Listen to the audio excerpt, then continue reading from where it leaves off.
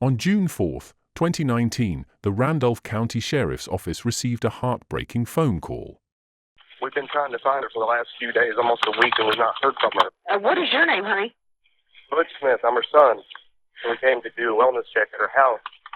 I think I found a body. Okay, honey, we'll get an ambulance out of that way, okay? As mentioned, the person on the phone was Butch Smith, Linda Collins' son. During this period, Linda was adjusting to significant changes in her life. She had recently ended a decade-long career as an Arkansas state senator after losing her re-election bid, ending her time in the state's capital.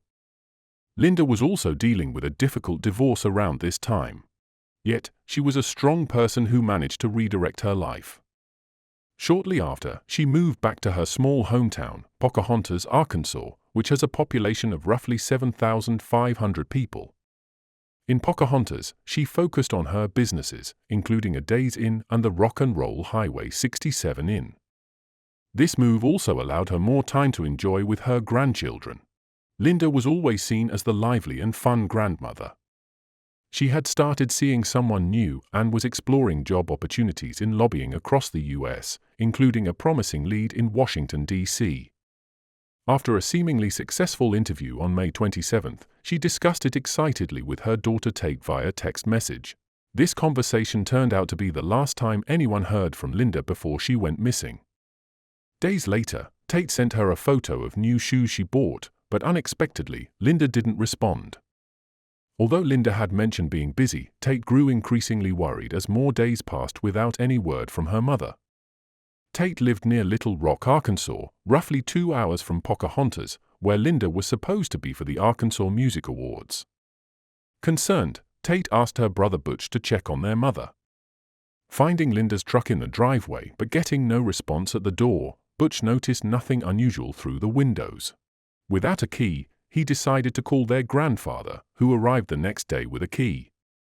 Their grandfather immediately found something odd. Linda's truck and the house's back door were both unlocked, which was strange since Linda always made sure her vehicles and home were securely locked. He went inside the house, which was being renovated, and called out for Linda but found nothing. In the kitchen, however, he noticed a large, dark stain on the floor that looked like it could be either spilled coffee or blood. Knowing Linda's habit of drinking a lot of coffee, it seemed possible she spilled some and didn't clean it up, but that was uncharacteristic of her tidy nature. Butch came over to help search the house further. After a thorough check with no results, they were leaving when their grandfather smelled something awful near the driveway. Under a top next to Linda's truck, Butch discovered a horrible scene. Lifting the top, he was hit by a cloud of flies, and a foul smell like something dead was decomposing.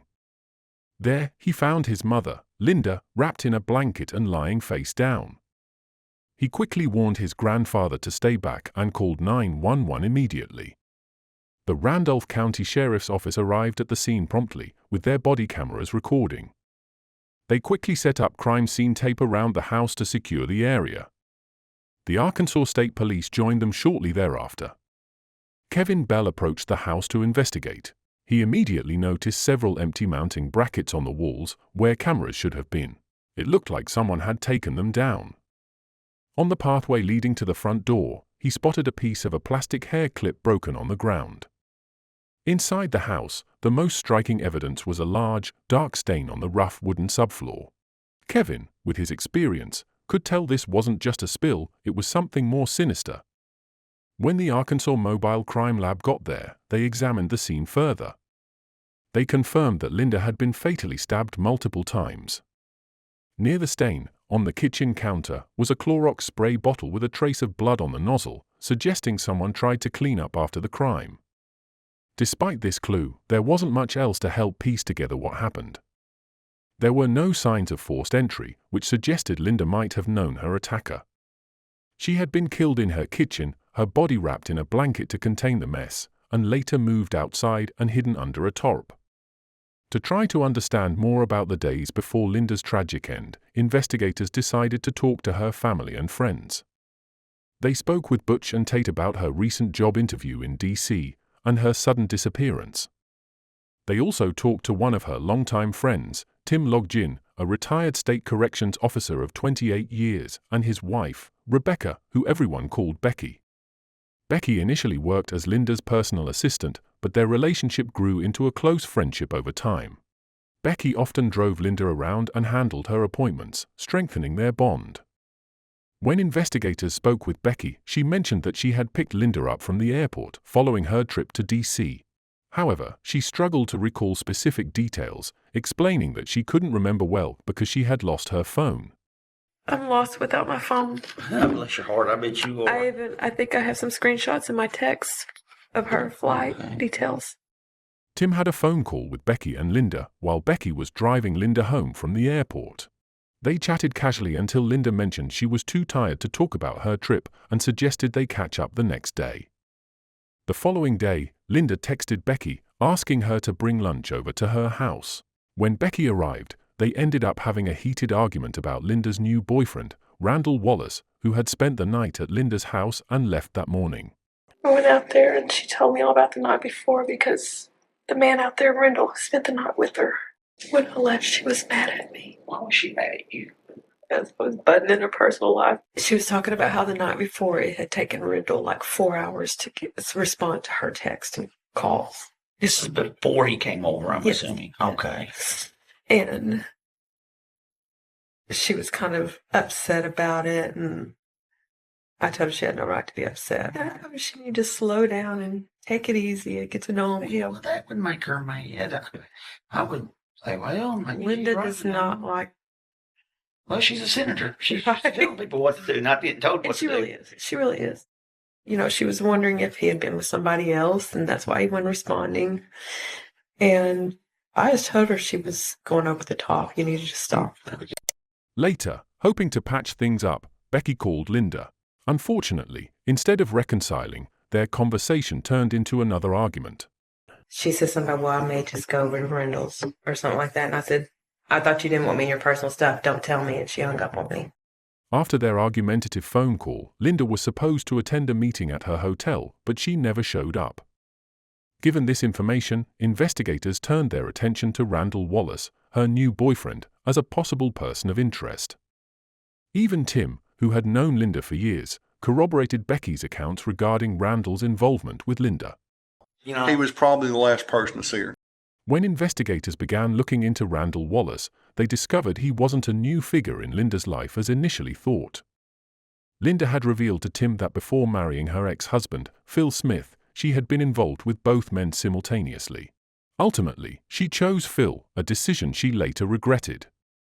Just weeks before her tragic death, Linda and Randall had rekindled their relationship, quickly becoming close again. The detectives found out that dancing was a significant part of Linda's life and played a central role in her relationship with Randall.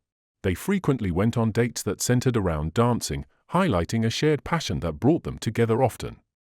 We went down to the Eagles and had a few drinks and danced because we loved to dance, me and her both. So we hooked up and we went down there and danced and wound up spending the night in Jonesboro at a motel. Okay. To further illustrate her passion for dancing, investigators discovered that during her trip to D.C., Linda had also made a detour to Arizona solely to meet with her cousins. The visit was a celebration of her birthday, and it was filled with dancing and joy, as seen in the video currently on screen.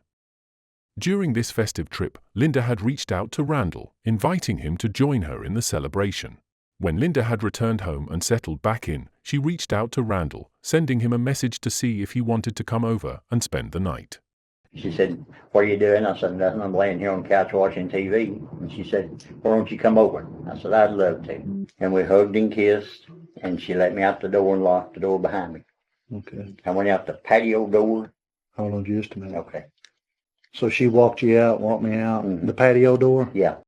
After spending time together, Randall and Linda said their goodbyes.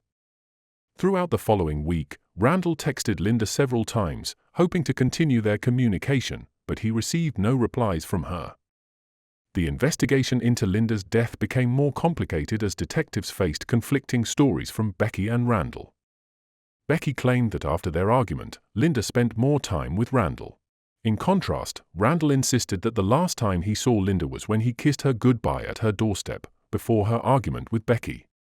These discrepancies raised several questions. Was Becky lying about the content of her phone call with Linda, suggesting she was going to stay with Randall?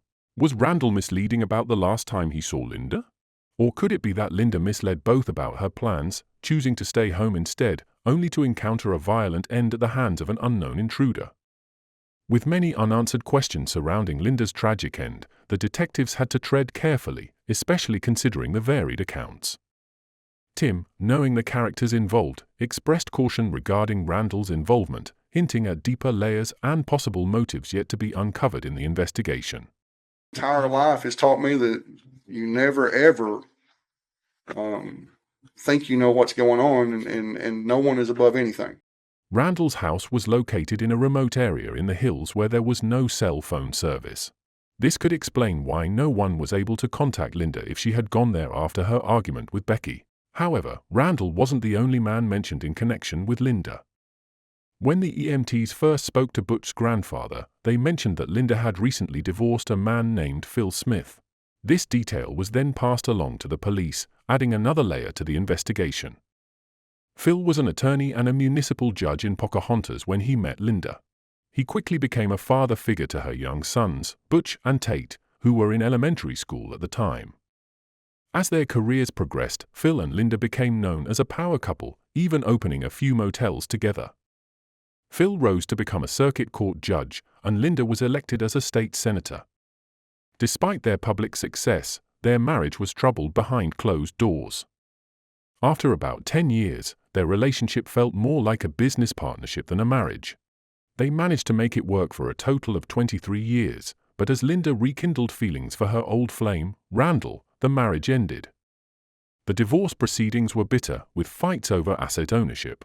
Linda accused Phil of using a state-provided computer to watch pornography in his office, which she used to her advantage during the divorce. The Judicial Discipline and Disability Commission investigated Phil and found he had misused court computer equipment after hours. As a result, he was barred from serving as a judge in Arkansas. Despite the tumultuous end to their marriage, Phil ended up receiving a larger financial settlement than Linda when their divorce was finalized. She got screwed. Phil got almost everything. Here's the kicker. Linda appealed it. And when the judge says that could be another 17 months, Phil just collapsed. Oh my God, is this never going to end? It makes sense to think that the long, difficult divorce might have given Phil a reason to harm Linda. His career was ruined, and facing another year and a half of fighting over the divorce could have been too much for him. Investigators also found an important piece of information from talking to Linda's friends and family that could be key to understanding the case better. I'm going to tell you another thing. Linda was scared to death of him. Scared of Phil. Of Phil. Linda was deathly afraid of Phil for whatever reason. Everybody I talked to says she's scared to death of Phil. She is. She felt scared that he was going to do something. Do you think your mom's scared of your dad? Was scared Yes. of your dad? Yes. You do? Yes. I You do. really believe there was I a believe- fear there? I It absolutely- wasn't an act, it was a fear there. I fully believe, firmly, with everything, believe that she was afraid of him. Let me tell you a story. Now, my mom was sick for several years, and it was kind of, everybody knew that she was sick, and then nobody could figure out what in the world was wrong with her. In the early 2000s, Linda experienced a dramatic change in health, going from her typically vibrant self to being lethargic and often bedridden. Concerned, she visited a doctor and had blood tests done, which showed a surprisingly high level of mercury in her system. There were several theories about the source of the mercury.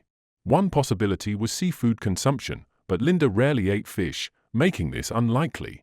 Another theory pointed to dental fillings, but the amount of mercury in her bloodstream was too high for that to be the sole source.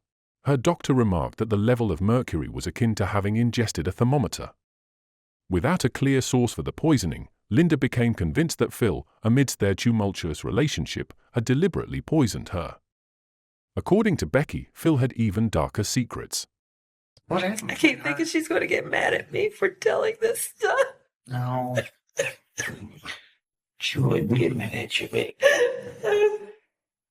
Phil used to hit her. Phil used to eat her. Okay, where Linda's house is, and he was just sitting there. Think he's a stalker? I saw firsthand when he showed up at his house that day when we were moving stuff out. She was uncontrollably shaking. Let's get out of here. Let's get out of here. Let's get out of here. She's scared of him. She's scared of him. She's very scared of him. I called Linda and I had her on the phone. And she was telling me, you're not supposed to be there. You need to leave and all that. Linda told me he could get these crazy eyes. He got these crazy eyes and looked at me and said, you stay out of it. Or something to that effect. So you were kind of scared of him too a little bit. Well, yes. As Linda's suspicions about Phil grew, she took serious steps to protect herself. She changed all the locks on her doors and, with assistance from Tim and Becky, installed an extensive security system. This system included numerous cameras strategically placed around her house to cover every corner, window, and entrance. She could monitor all these cameras directly from her phone or laptop, ensuring she could keep an eye on her surroundings at all times. Sheriff Kevin Bell had a phone conversation with Phil, who clearly denied having any role in Linda's death. Due to the attention the case was getting, Phil also sent a formal statement to NBC News to clear his name. He said, "I have not heard that Linda accused me of trying to poison her with mercury. I certainly did not do that. Our divorce was very bitter, but I was never physically or emotionally violent towards Linda." He added, "I never followed Linda around at her home, work, or anywhere else." While interviewing Linda's close contacts was useful, it mainly brought up rumors and accusations, but no solid proof. As the investigation continued, 2 memorial services were held for Linda. One was in Little Rock, the state capital, attended by her work colleagues and political friends, and the other in a local church in Pocahontas for her family and close friends. At the Little Rock Memorial, many people wore red, which was Linda's favorite color. Between the first and second memorials for Linda, her daughter Tate decided to do some investigating. She managed to access her mother's email, which was linked to the home security system. This system sent alerts to Linda's email whenever there was movement detected by the cameras. Tate noticed that on the day her mother likely died, there were multiple alerts. She passed this information to the detectives, who then accessed Linda's security system account, hoping to review the footage. Unfortunately, they discovered that someone had logged into Linda's account on the day she was murdered and deleted all footage from that day. It seemed likely that the same person had also physically removed the cameras, trying to erase any evidence. The detectives then contacted the security system company, issuing subpoenas and search warrants for any backups. 2 days later, a package arrived at the police department with a flash drive containing all the footage stored in the cloud from Linda's cameras. As police reviewed this crucial evidence, attendees began gathering at Linda's second memorial in Pocahontas. The detectives believed that the killer, who must have been close to Linda, could be among those at the church. They worked quickly, trying to assemble a timeline from the footage, including the moment Becky visited Linda's house briefly to drop off lunch. This evidence was key to uncovering what truly happened to Linda. 3 hours after Tate left the memorial service, a harrowing scream erupted from the camera positioned near the garage, captured on the retrieved footage. Later that evening, the same camera recorded a figure stealthily returning to the scene, concealed under a white sheet. As detectives meticulously reviewed hours of footage from various cameras, they finally made a breakthrough. Despite being removed from their mounts, the cameras had continued to record using their battery power. In a significant turn of events, one camera, tossed carelessly into a bag, had captured a chilling image: Becky O'Donnell, clutching a knife, both she and the weapon smeared with blood. To those unfamiliar with the case, this revelation might seem unexpected. However, Becky had been a person of interest from the outset, flagged during her initial interview with the detectives. This footage confirmed their suspicions and dramatically shifted the focus of their investigation. I know, Miss Becky. I know it's hard. She was my best friend. I started out working for her as her personal assistant. During this moment captured on camera, Becky was sobbing loudly, but strangely, there were no tears. This was just one of several suspicious signs about Becky that the investigators had noticed. Do you have a home phone? No. Just a cell? Yeah, I lost that today. You lost it? Today? Becky had given the investigators permission to check her phone records to help establish a clear timeline.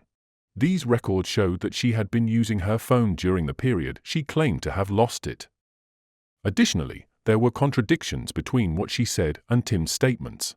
Tim mentioned that Becky had been visiting Linda's house almost every day since Linda had disappeared, which didn't align with Becky's earlier accounts. Meanwhile, Becky somehow couldn't recall which day she had been back to the house. It appeared that Becky didn't want the investigators to know she was frequently returning to the crime scene. As they dug deeper into her background, they discovered that this was not the first time Becky had been linked to a murder plot. Back in 2007, she was accused of trying to have her then-husband killed. A friend of the couple had warned him that Becky was offering $50,000 to anyone willing to carry out the murder. However, when questioned by the police, Becky claimed she had been drunk and wasn't serious about her intentions. With only her word against the accusation and no additional evidence, she was never charged. Given this history, the investigators felt it was important to share their growing suspicions about Becky with Butch and Tate. You know, I talked to Tim and Becky, and I gotta tell you something, Butch. There's things that ain't adding up there either. I felt like for a while there was something fishy between the two of them. I'd never heard of these people until divorce time, and all of a sudden they were all up there in their business and helping move furniture and do stuff, and I'd never met these people before. None of these strange details or Becky's past actions could clearly explain why she might have wanted to kill Linda. The detectives kept asking Butch and Tate more questions, and they learned something new. In the weeks before Linda disappeared, money had been taken from their grandpa's bank account, and they didn't know why. Becky claimed that Linda trusted her completely and even let her handle financial matters, including signing checks on her behalf. A lot of times Linda have me sign checks or something, or go get her cash or something. But she was on her account where you could sign her check. No, she would just have me sign her name. Oh, you were signing her name? Yeah, she would. Oh, Becky, that was not a smart thing to do. The detectives discovered that Becky had been stealing from Linda for months, not just from her father, but also from her motel business. They believed Linda's frequent travel had made it easier for Becky to hide her actions. However, when Linda returned from her trip to D.C. and Tate informed her about suspicious checks, Linda confronted Becky. Investigators suspected this confrontation led to a deadly argument. Realizing the urgency, the police moved quickly to catch Becky before she reached the memorial. As they neared the church, the lead investigator gave the go-ahead. The officers pulled Becky over and arrested her at the memorial service. She was immediately taken to the police station for questioning. Understand that? We got you. We got you. Becky immediately requested a lawyer, which brought the questioning to a quick end. While she was in jail, Tim showed his support by frequently calling her to check in. After months of negotiations, prosecutors offered to remove the death penalty if Becky agreed to plead guilty. Before making a decision, Becky's attorneys contacted Tim and had him sign a non-disclosure agreement. Becky wanted Tim to know the truth before moving forward with the plea deal. Tim was shocked to learn that Becky had, in fact, killed Linda. Tim's devastation deepened when more disturbing news surfaced. Becky had been plotting another crime while in jail. She had confided in her cellmates about a murder-for-hire plan to kill Phil and his new wife.